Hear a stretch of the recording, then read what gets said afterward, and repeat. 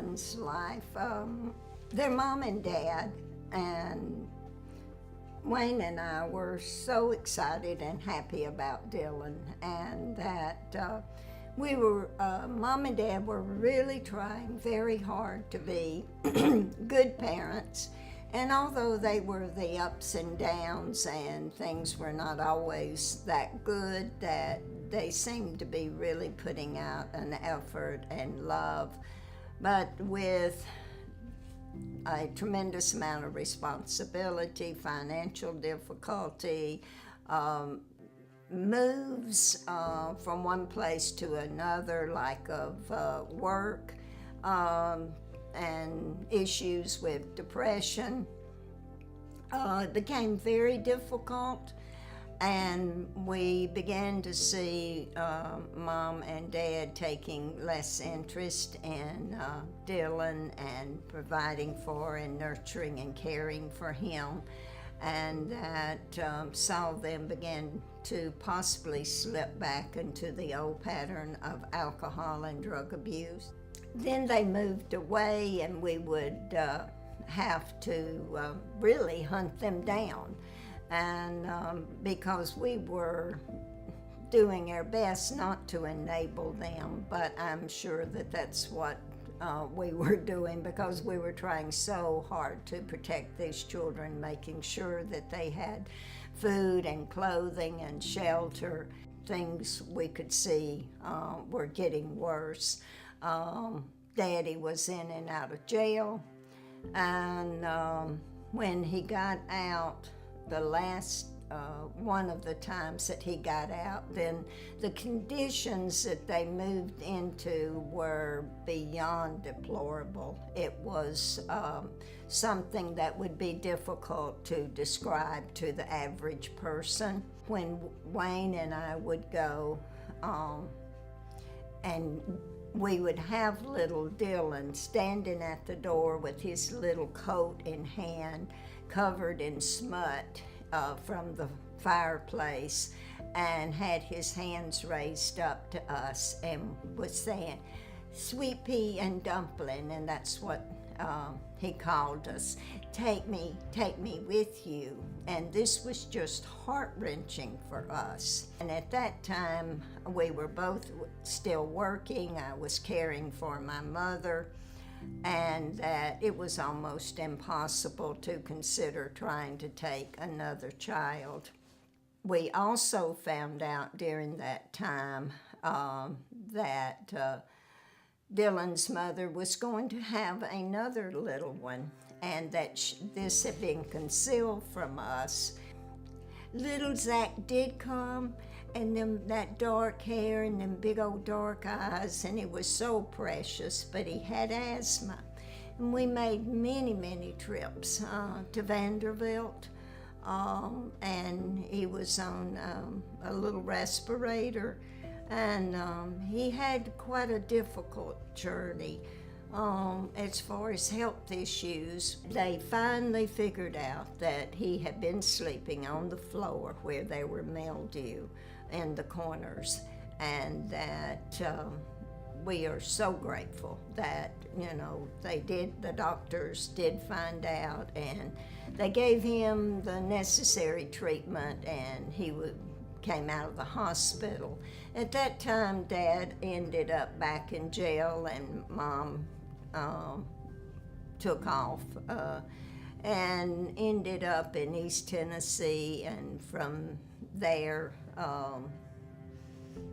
it was, where did she end up? In the homeless shelter? Indiana. And then we finally found out where they were and went and got them and brought them back and kept them with us for quite a period of time, and thought that things were better.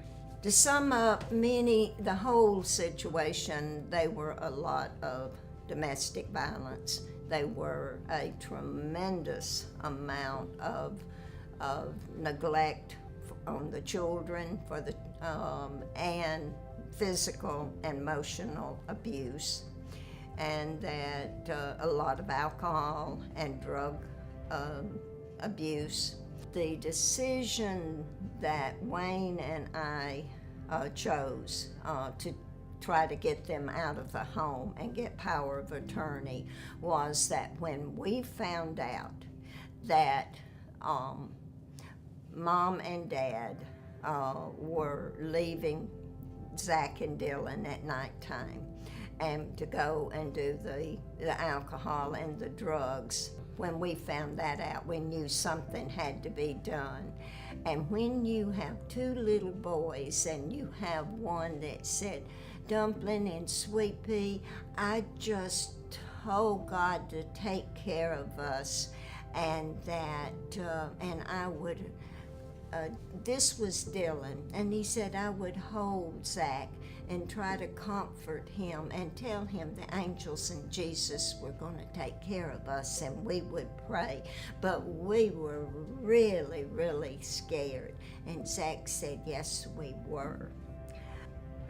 This is that heartfelt pain and yet joy that these two little boys that had gone through so much were still saying, Jesus, take care of me and love me and protect me, and that there is no question that this was done, and we are so grateful. But this is what initiated us getting the power of attorney and getting the help of the counselors and teachers at the school where they were going. Child abuse can take many forms. It can be emotional abuse, it can be physical abuse, or it can be downright neglect. And a lot of times people don't want to look that in the eye. They want to believe that it doesn't exactly happen in their community, in their own backyard. Unfortunately, that's not the case. Child abuse doesn't go sight unseen.